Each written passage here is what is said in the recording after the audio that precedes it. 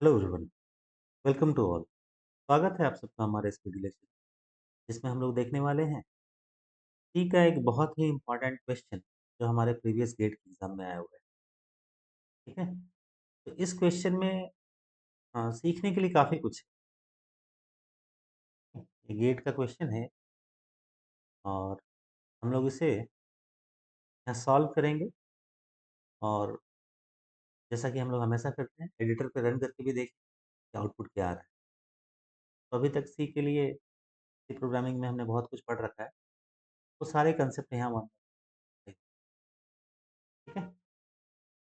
चलिए स्टार्ट करते हैं। स्टार्ट करने से पहले एक अनाउंसमेंट आप सबके लिए, हमारे जो नए बैचेस हैं गेट के लिए, यूजीसी नेट के लिए, पीएसआईआर के लिए कुछ बैचेस स्टार्ट हो चुके हैं और कुछ बैचेस जो हैं स्टार्ट होने वाले हैं। आप चाहें तो इन नंबर्स पे कांटेक्ट करके फर्दर डिटेल पता कर सकते हैं। ये हमारे व्हाट्सएप नंबर भी है, आप चाहें तो मैसेज कर लें, चाहे तो कॉल कर लें। हमारे जो ऑफलाइन बैचेस हैं भोपाल के लिए, रांची के लिए, देखिए ऑनलाइन हमारे ऐप के थ्रू। ठीक है, तो चलिए हम लोग आते हैं यहाँ पे। एक सी का प्रोग्राम दिया हुआ है और इसमें क्या क्या है, तो सबसे जो पहला लाइन है hash include stdio dot h और हैश डिफाइन, ये हमारे लिए इंपॉर्टेंट सेकेंड वाला लाइन, क्योंकि पहला वाला जो लाइन है ये हम लोग किसी भी सी प्रोग्राम में यूज करते ही करते हैं। सेकेंड वाले के लिए क्या है, ये एक नया कंसेप्ट है जिसे हम लोग बोलेंगे मैक्रो, मैक्रो बोला जाता है। ठीक है, अभी हम लोग देखते हैं वन बाय वन, पहले थोड़ा प्रोग्राम एक बार देख लें। ये है इंट एक्स, ये डिक्लेरेशन है कि एक्स जो है हमारा एक इंटीजर वेरिएबल है। लेकिन आपको एक चीज ध्यान देनी है, ये ना किसी फंक्शन के अंदर नहीं है, ये फंक्शन के बाहर है। तो इस ऐसे डिक्लेरेशन जो किसी ब्लॉक के अंदर ना हो, इनको बोलते हैं ग्लोबल डिक्लेरेशन। ग्लोबल डिक्लेरेशन, ठीक है। और ये क्या है हमारा void x, एक फंक्शन जो एक इनपुट ले रहा है पैरामीटर int z और ये कैलकुलेशन परफॉर्म करके दे रहा है। ठीक है? हम लोग एक चीज जानते हैं, C program is a collection of function. whenever there are more than one function, the compilation or the program start from which function, main function। तो हमारा प्रोग्राम जो स्टार्ट हमेशा किससे होगा, मेन फंक्शन से होगा। तो हम लोग मेन में आते हैं, ये हमारा मेन, यहाँ पे x इक्वल टू 5 यानी ये फंक्शन कॉल है, यानी यहाँ प्रिंट एक्स है। यहाँ पे एक चीज देख सकते हैं, हमेशा हम लोग क्या लिखते हैं, हमेशा हम लोग लिखते हैं प्रिंट एफ। ठीक है, उसके बाद अगर मान लीजिए कुछ प्रिंट प्रिंट करना हो तो इस तरह से, लेकिन लिखा क्या जाता है प्रिंट एफ, यहाँ प्रिंट एक्स लिखा हुआ है। तो क्या ये काम करेगा, और ये हमारा चार ऑप्शन है आउटपुट में, तो कौन सा वैल्यू, कौन सा आंसर हमारा सही है ये हमें बता रहा है। नाउ वन बाय वन करके हम लोग आते हैं। ये जो है ना, ये हैज डिफाइंड, ये होता क्या है, ये एक फैसिलिटी है हमारे टीम में। ये क्या बोलता है ये, कि जो भी ये प्रिंट एक्स जहाँ भी आपको पूरे प्रोग्राम में मिलेगा, उसके बदले आप सब्स्टिट्यूट कर दें print F percent D x ये। ठीक है, मतलब यहाँ एक्स है, यहाँ एक्स, यहाँ अगर जेड होता तो यहाँ भी जेड, यहाँ अगर वाई होता तो यहाँ भी वाई। ठीक है, और इसे बोलते हैं मैक्रो। तो मैक्रो होता क्या है वो एक बार देख लें हम लोग। देखिए, in C programming preprocessor directive, preprocessor directive हम लोग ऐसे दिखाते हैं, मतलब प्रोसेस करने से पहले, इस प्रोग्राम को प्रोसेस करने से पहले आप ये काम कर लें। कौन कौन सा, ये पहला hash input stdio dot h और हैश डिफाइन, ये वाला। अभी है क्या, which start with hash are instructions executed before compilation, handling task like macro definition, file inclusion and conditional compilation. ठीक है, अभी करता क्या है, हमारे केस में हैश डिफाइन है, यहाँ पे हैश डिफाइन ये करेगा क्या, हैश डिफाइन क्या करता है? इट डिफाइंस अ मैक्रो, ठीक है, which is a text substitution. For example, hash define pi. Pi एक कॉमन हम लोग जानते हैं वेरिएबल। पाई, इसकी वैल्यू क्या होती है? 3.14। ठीक है, तो हमने अगर पूरे प्रोग्राम में कहीं पाई डिक्लेयर किया है और हम लोग ऐसा कर लिखते हैं हैश डिफाइन पाई 3.14159, इसका मतलब प्रोग्राम में जहां जहां पाई आ रहा होगा उसके बदले वो क्या कर देगा? 3.1459, कंपाइलेशन से पहले। और उसी तरह से हैश अनडिफाइन है, मतलब अगर आप चाहते हैं अनडिफाइन से previously defined macro preventing it from being substituted, अगर चाहते हैं कि वो चीज़ ना हो तो उसके लिए हम लोग हैश अनडिफाइन यूज करते हैं, अनडेफ। ठीक है, लेकिन यहाँ इस प्रोग्राम में अनडेफ नहीं है। ठीक है, लेकिन आपको एक चीज़ पता चल गया, जिस तरह से हैश डिफाइन होता है उसी तरह हैश अनडेफ भी होता है। ठीक है, और दूसरा क्या? File inclusion. यहाँ पे हैश इंक्लूड, ये तो हम लोग पहले से जानते हैं कि अगर सी का कोई भी प्रोग्राम हो हमें ये हैश इंक्लूड stdio.h करना होता है, क्योंकि ये स्टैंडर्ड इनपुट आउटपुट लाइब्रेरी है और इसमें प्रिंटफ, स्कैनफ वगैरह फंक्शन जो है डिफाइंड। लेकिन अगर हम लोग ऐसा लिख दें, यहाँ देख रहे हैं ना, यहाँ लेस देन ग्रेटर देन का सिंबल के अंदर में, लेकिन यहाँ ऐसा कुछ नहीं है, यहाँ डबल कोट्स के अंदर लिखा हुआ है। डबल कोट्स के अंदर जब लिखा जाता है तो इसका मीनिंग बदल जाता है। इसका मतलब क्या है? हैश इंक्लूड, डबल कोट्स में ये जो लिखा हुआ है, includes a user defined header file, मतलब वो हेडर फाइल जो यूजर डिफाइन करके रखा है उसे इंक्लूड करने की बात हो रही है। जबकि यहाँ पे क्या है? स्टैंडर्ड इनपुट आउटपुट लाइब्रेरी की बात हो रही है। ठीक है, तो ये दो चीजें इंपॉर्टेंट है हमारे लिए, एक मैक्रो डिफिनेशन और ये फाइल इंक्लूजन। ठीक है, ये हमारा क्या है? मैक्रो डिफिनेशन, मतलब जहां जहां प्रिंटफ आपको मिलेगा पूरे प्रोग्राम में, जहां जहां आपको प्रिंट एक्स मिलेगा उसके बदले आप क्या सब्स्टिट्यूट कर देंगे? Printf %d x. अगर प्रिंट जेड मिलता तो क्या होता? प्रिंट जेड होता तो होता प्रिंट एफ %d और यहाँ आ जाता जेड। ठीक है, एंड सो ऑन। तो ये हमारा जो मैक्रो वाला पार्ट है मैं समझ में आ गया। ठीक है ना? नाउ अब हम लोग प्रोग्राम स्टार्ट करते हैं। तो देखिए, इसे सॉल्व करने के लिए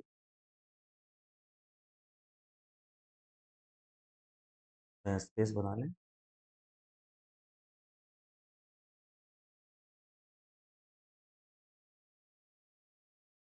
तो हम लोग क्या करेंगे? एग्जीक्यूशन तो मेन से स्टार्ट होगा। अब देखिए, यहाँ इंट एक्स नहीं है, सीधे एक्स है,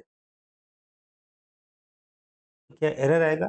नहीं। आप देखेंगे ना, ये जो एक्स है ये ग्लोबल डिक्लेरेशन, मतलब कोई भी फंक्शन इसे यूज कर सकता है। लेकिन एक चीज का आपको ध्यान रखना पड़ेगा, अगर कोई ग्लोबल डिक्लेरेशन है और कोई लोकल डिक्लेरेशन है, अगर इनके बीच में आपको एक तरह से कॉन्फ्लिक्ट हो रहा है कि which one is suppose to be use, local always wins, local को हमेशा प्रायोरिटी दी। ठीक है, ग्लोबल और लोकल के बीच में अगर डाउट हो, कॉन्फ्लिक्ट हो, इसे यूज करें, मतलब दोनों ही डिक्लेरेशन, इंटेक्स यहाँ भी है और इंटेक्स फंक्शन के अंदर भी है, और एक्स को रेफर किया जा रहा है, तो हमेशा आप लोकल को रेफर करेंगे, ना कि ग्लोबल को। ठीक है, ग्लोबल डिक्लेरेशन क्या है? ग्लोबल डिक्लेरेशन को हर एक फंक्शन जो भी हमारे प्रोग्राम में they can use it. Now अब आते हैं हम लोग आगे। तो पहला लाइन हमारा x इक्वल टू 5, किस वेरिएबल को एक्सेस कर रहा होगा? इस ग्लोबल वाले को। ठीक है, इस ग्लोबल को हम लोग एक वेरिएबल बना देते हैं और इसका एक एड्रेस दे देते हैं। वो इसका एड्रेस है 1160। एड्रेस छोटा रखते हैं हमारे पर्पस के लिए। अभी तो यहाँ पे जब डिक्लेयर होगा तो यहाँ गार्बेज वैल्यू होगी, लेकिन यहाँ x इक्वल टू 5 करेंगे तो ये असाइन हो गया इसमें 5। ठीक है, अगला क्या है? ये लाइन, ये फंक्शन कॉल है। किस फंक्शन को कॉल कर रहे हैं? p को। ठीक है, ये फंक्शन कॉल है और आप इसको कॉल कर रहे हैं p। ये कंट्रोल जो है यहाँ से जंप करके फंक्शन p के पास चला जाएगा। साथ ही ये क्या पास कर रहा है? x का एड्रेस। हम लोग जानते हैं, अगर किसी वेरिएबल का एड्रेस पास कर रहे हैं उसको रिसीव करने के लिए पॉइंटर वेरिएबल होना चाहिए, ना कि कोई नॉर्मल वेरिएबल। ठीक है, यहाँ y क्या है? हमारा पॉइंटर वेरिएबल। नाउ ये वेरिएबल है, इसका भी कोई एड्रेस होगा। सपोज इसका एड्रेस है 1120। यहाँ पे क्या आ रहा है? एक्स का एड्रेस। एक्स का एड्रेस क्या है? 1160। एक्स का एड्रेस आ गया 116। ठीक है। अब यहाँ आने के बाद हम प्रोग्राम के अंदर आए। अब यहाँ देख रहे हैं ना, यहाँ लिखा हुआ है इंट एक्स। तो किस एक्स को रेफर करेगा? क्या ये ग्लोबल वाले को? नहीं, यहाँ पे एक लोकल डिक्लेरेशन है। एक्स एक वेरिएबल अगेन डिक्लेयर होगा, जो वॉइड मतलब जो पी फंक्शन के अंदर है, और इसका एड्रेस जो है अलग होगा, सपोज 1140। और यहाँ हम लोग क्या असाइन कर रहे हैं? तो कैसे पढ़ते हैं? Value at the address stored in Y. कैसे? Value at the address stored in Y.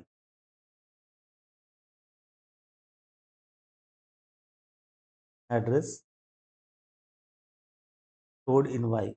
इसे दो तीन बार आप रिपीट करें तो मतलब समझ में आ जाएगा। मतलब वाई के अंदर जो एड्रेस है, वाई के अंदर एड्रेस क्या है? 1160। तो हम एड्रेस पे आएंगे।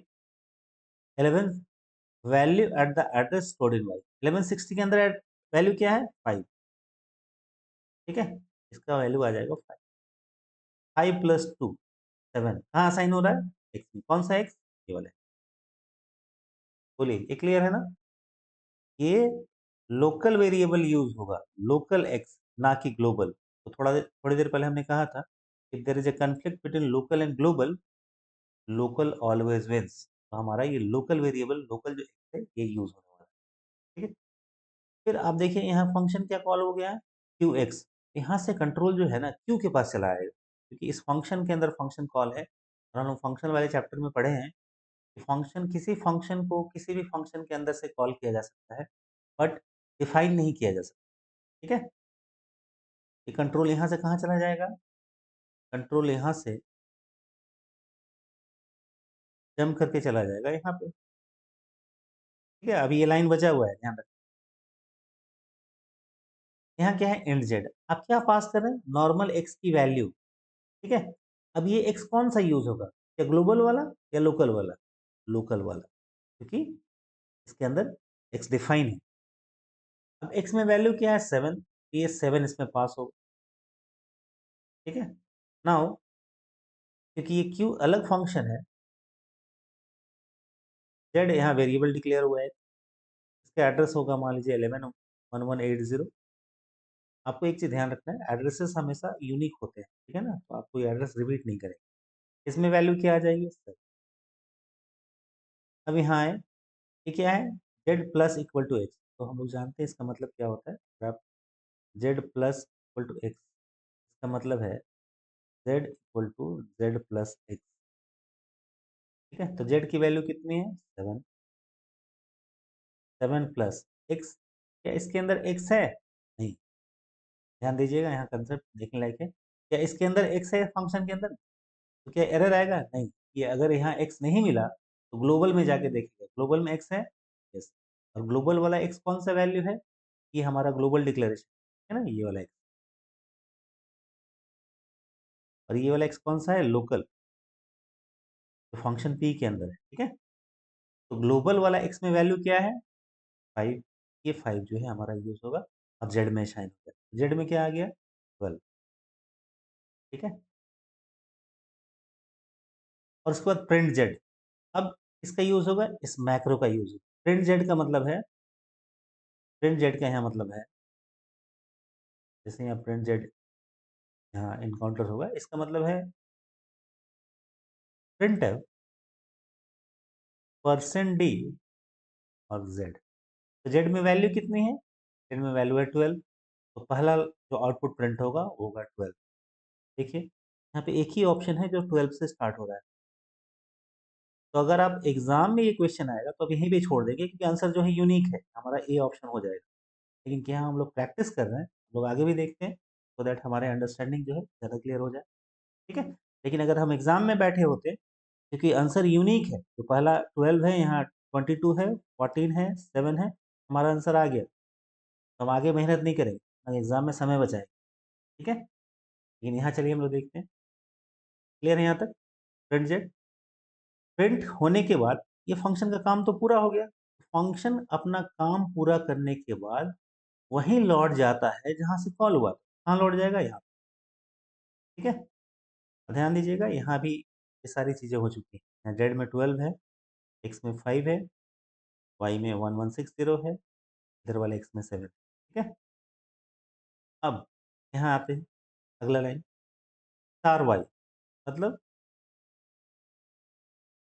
वाई के अंदर जो वैल्यू है, वाई के अंदर 1160, उस पे ये पॉइंट कर रहा है ना? वाई 1160 को पॉइंट कर रहा है, मतलब इसको पॉइंट कर रहा है। अब उसमें आप क्या डाल रहे हैं? X minus one. एक्स कौन सा रेफर होगा? क्या ग्लोबल वाला? नहीं, लोकल वाला। लोकल में एक्स की वैल्यू क्या है? 7। 7 माइनस वन। ठीक है? 7 माइनस वन क्या आ रहा है आपका? 6। आप क्या लिखेंगे यहाँ पे? यहाँ पे क्या आ गया? 6। ठीक है? उसके बाद क्या है? Print x. तो प्रिंट एक्स का मतलब क्या है? एक्स प्रिंट होगा। अगर आप एक्स को प्रिंट करेंगे, एक्स क्या प्रिंट होने जा रहा है? कौन सा? ग्लोबल वाला या लोकल वाला? तो आप बोलेंगे लोकल वाला। ठीक है ना? क्योंकि यहाँ तो हम इसको पॉइंटर के थ्रू एक्सेस किया है, that's why we can access it. लेकिन यहाँ क्या है? यहाँ पॉइंटर नहीं लगाया हुआ है, तो कौन सा एक्स एक्सेस होगा? लोकल वाला। और इसे आप प्रिंट करेंगे तो सिंपली यहाँ पे, यहाँ जैसे यहाँ पे जेड था, यहाँ पे क्या है? एक्स। यहाँ पे क्या हो जाएगा? एक्स। तो प्रिंट क्या होगा? ये 7, ना कि वो वाला 6। ठीक है ना? 7। तो अगला क्या है? 7। देखिए यहाँ पे 7 है, 12 के बाद 7। ठीक है? ये फंक्शन भी अपना काम पूरा कर लिया। उसके बाद ये लौटेगा कहाँ? जहाँ से फंक्शन कॉल हुआ था। कहाँ से कॉल हुआ था? ये फंक्शन आपका मेन से कॉल हुआ था। फंक्शन अपना काम पूरा करने के बाद लौट जाएगा। अभी मेन में एक लाइन बचा हुआ है, क्या है? प्रिंट एक्स का मतलब हम लोग जानते हैं, प्रिंट एक्स का मतलब ये चीज। अब ये कौन सा एक्स प्रिंट होगा? तो यहाँ एक्स तो डिक्लेयर है नहीं, इसका मतलब ये ग्लोबल वाला एक्स प्रिंट होने जा रहा है। तो ग्लोबल वाले एक्स में क्या वैल्यू है? एक्स। तो क्या प्रिंट होगा? एक्स। ठीक है? ये हमारा ऑप्शन नंबर 1 जो है करेक्ट है। हालांकि हमने इसे पहले ही निकाल लिया था आंसर, लेकिन एग्जाम हॉल के पर्पज से अभी ये हम लोग इसे कंप्लीट समझ। ठीक है? इस प्रोग्राम में काफ़ी कुछ सीखने के लिए है। ग्लोबल, लोकल क्या होते हैं, हैश डिफाइन क्या होता है, हैश इंक्लूड क्या होता है। अब जब आप इस प्रोग्राम को ऐसे समझ लें थ्योरेटिकली, तब इसे आप आएंगे एडिटर में और इसे कंपाइल कराएंगे। ठीक है? तो हम लोग आते हैं अपने एडिटर में, टर्बो सी में, और इसे रन करवा के देखते हैं, सो दैट वहाँ भी आपको देखने को मिले। ठीक है? तो हमने यहाँ टर्बो सी यूज़ किया है, सो दैट, ठीक है, ये प्रोग्राम हमने पहले से टाइप करके रखा है, सो दैट हमारा टाइम कम से कम। अब देखिए, hash include stdio.h, hash define, int x, same as it is program को हमने टाइप कर लिया। ठीक है? नाउ अब हम इसे रन कराते हैं। कैसे रन करवाएंगे? कंट्रोल F9 से। कंट्रोल F9 प्रेस करते हैं हम लोग, सक्सेसफुली कंपाइल और रन दोनों हो गए। अब आउटपुट देखने के लिए Alt F5, Alt F5 हम लोग प्रेस करेंगे। अब देख रहे हैं ना 1276, लेकिन ये क्या हो रहा है? वो सटा हुआ आ जा रहा है। वो इसलिए कि हमारे क्वेश्चन में ही ऐसा लिखा हुआ था। अगर हम लोग इससे बचना चाहते हैं कि ऐसा ना आए, तो देखिए हम लोग क्या करेंगे।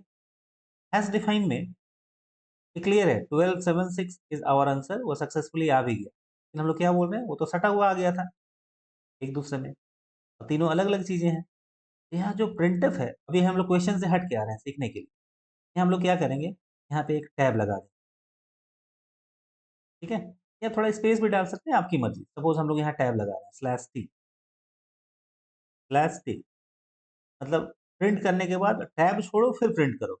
और ये हैश डिफाइन में कोई प्रॉब्लम नहीं आने जा रही, क्योंकि जहाँ जहाँ प्रिंट एक्स आएगा वो तो रिप्लेस कर देगा। अगेन हम इसे कंपाइल करवाते हैं, कंट्रोल F9, सक्सेसफुली कंपाइल हो गया। अब देखिए जो आउटपुट देखेंगे वो पहले वाले से अलग आएगा। देख रहे हैं ना? टैब छोड़ा हुआ है और ये ज़्यादा क्लियर है। इस तरह से आप जो है देख सकते हैं इस प्रोग्राम को आउटपुट, और उसमें आप चेंजेस करके अलग अलग आप प्रोग्राम को समझ सकते हैं। ये बहुत ही एक इम्पॉर्टेंट सी प्रोग्राम है हमारे लिए। ठीक है? तो अगर आपको ये वीडियो अच्छा लगा हो तो ज़रूर इसे लाइक कर दें, हमारे चैनल को सब्सक्राइब करें सो दैट ऐसे ही यूज़फुल वीडियो लेक्चर्स आपको मिलते रहें और हमारे अपकमिंग जो बैचेज़ हैं, नीट के लिए, नेट के लिए join. Thanks for watching this video. Thank you.